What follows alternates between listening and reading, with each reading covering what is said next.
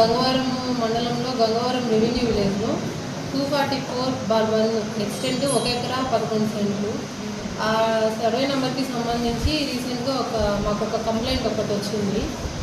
ఏమంటే ఒక 22A deletion కోసము ఒక ప్రొసీడింగ్ ఒకటి డిస్ట్రిక్ట్ రిజిస్ట్రార్ దగ్గరికి తీసుకొని వెళ్ళారు. డిస్ట్రిక్ట్ రిజిస్ట్రార్ గారు అది 2024లో ఇచ్చినట్టుంది. మాకు ఎటువంటి దీనిపైన కమ్యూనికేషన్ లేదు అనే ఉద్దేశంతో దాన్ని కలెక్టరేట్ స్టాఫ్కి పంపించారు వెరిఫికేషన్కి.